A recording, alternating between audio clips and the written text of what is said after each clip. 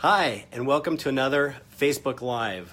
I'm Dr. John Neustadt, president and founder of Nutritional Biochemistry Incorporated, NBI, and it's spring. Spring has sprung. So excited to talk to you today about a new kind of spring cleaning that you can do. So many people take this opportunity in the spring to clean out their closets, switch over their wardrobes. Well, here's an opportunity to spring clean your kitchen. If you were to get rid of these 5 things I'm going to talk about in your kitchen today, you're going to go a long way toward improving your health and the health of your family too. The first thing that is a toxin in everybody's kitchen, or most people who I talk to, are cooking oils, and specifically cooking oils that are in plastic containers. There's been a trend over the years of companies saving money by changing their cooking oil packaging from glass, which is heavier to ship, to a thinner plastic, which is lighter weight to ship. And some people also think that it's better because, well, if I drop it, it's not going to break. Well, that's true. But what a lot of people don't realize is the plastic container itself can leach into the oil. That leaching of the plastic container in the oil means that you actually will be consuming and feeding your family those plastics when you cook and use that oil. Plastics are known to have a lot of harmful effects in the body, including as a hormone disruptor. They can disrupt the endocrine system, the hormone system in the body, specifically impacting, it's thought, estrogen in women and creating some serious problems. So get rid of the oil that is in plastic containers and only buy oils that are in glass containers.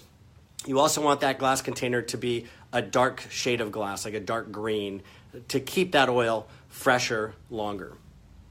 While we're on the subject of oils, the second thing you want to look at in terms of oils, the second thing you want to get rid of are hydrogenated oils.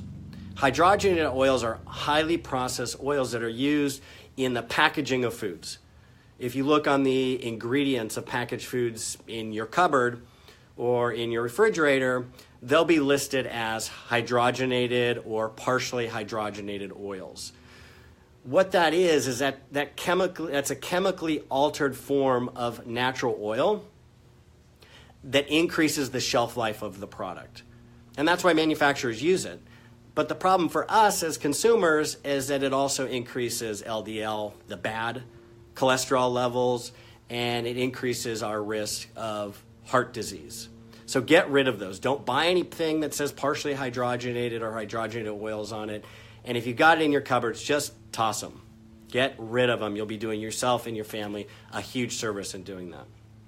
The third thing to clean out of your pantry, to clean out of your house, are artificial sweeteners. They're listed as sucralose or aspartame or NutraSweet.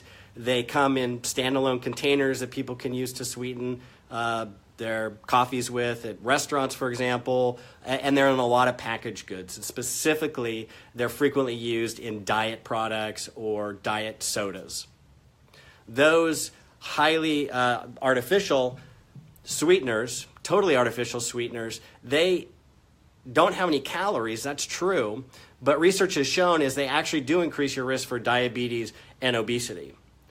Not exactly sure why, but one of the thoughts is that it tricks our taste buds into thinking what is naturally sweet.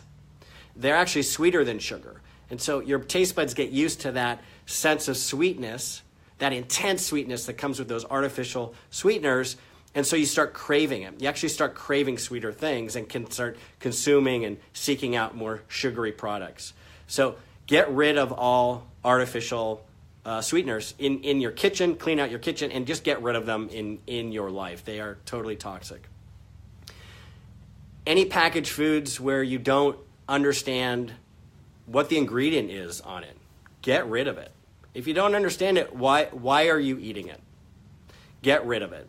There's going to be a lot of things when you start reading the ingredients on foods, you're going to start to realize, well, what is this? And what does this mean? And look it up. Educate yourself. It's fantastic. And what you're going to find is a lot of these ingredients that you don't understand what they are on a package, you're going to start learning about them, and you're going to realize you probably don't want to be eating them anyway. So just get them out of your life. They don't help you typically in terms of nutritional profile. There's a lot of ingredients that are added to packaged foods that have a lot of really strange names that are pretty hard to pronounce, that are used for the manufacturing process or as an additive to make the food more stable or make it taste better or improve the flavor, the sensation on the palate. For the food manufacturers, they look at how something tastes, but also the consistency in the palate. But they're not nutritional by and large, and they don't help you with your nutrition and your health, and can have a lot of negative health effects too. So if you don't understand what something is on a package, just get rid of it.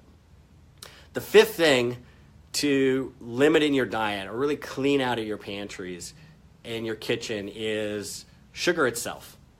In the 1800s, the average American consumed about 3 to 4 pounds of sugar per year. Do you know how much we consume now on average as Americans? 150 to 170 pounds of sugar every year. That's 30 to 34 5-pound bags of sugar every month. And I know I consume very little sugar, as does my wife, Romy.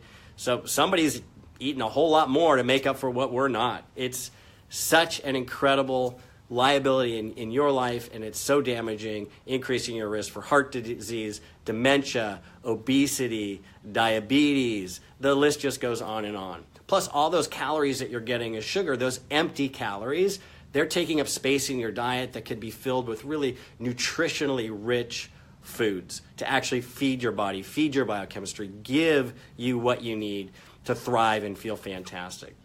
There's a few simple rules about sugar that you can use to help clean out your kitchen and clean out your pantries.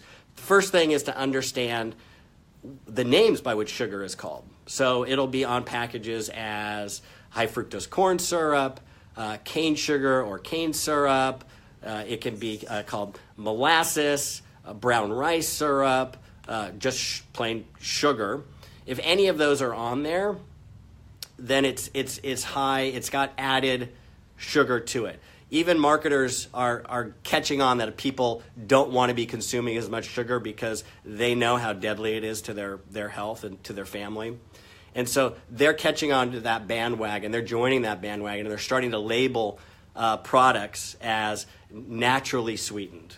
Well, sugar does come from nature, and I can add a bunch of sugar to it and maybe add just a little bit of other sweetener that doesn't really that tastes sweet, like stevia, for example, but doesn't affect the biochemistry like sugar does, and call it naturally sweetened.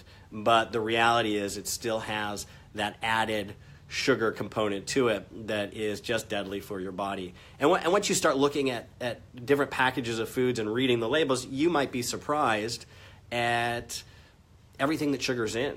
Salad dressings, ketchup.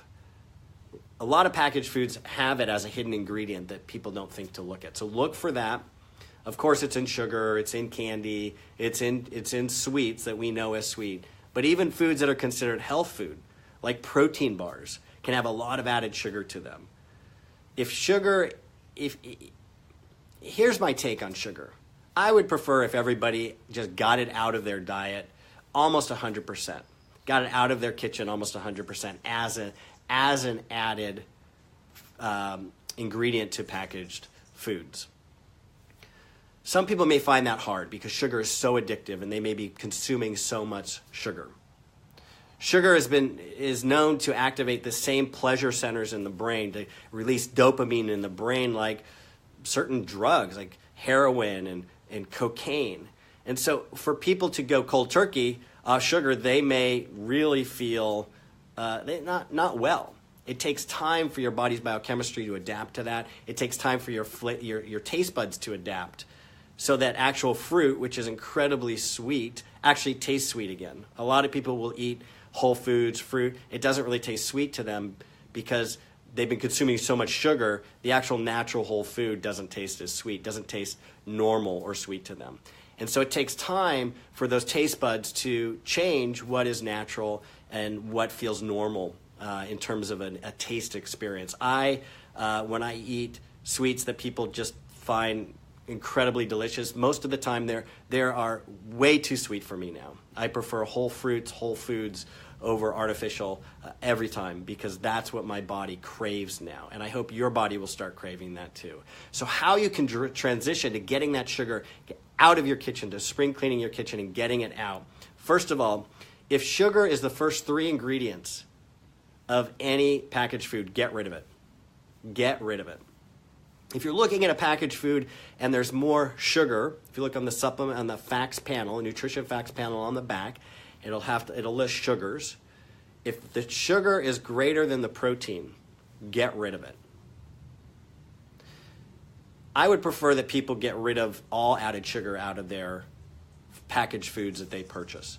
And if you can set that as a goal and transition to this spring over the next 6 or 8 weeks, you can go a tremendous way to improving your health and how you're feeling.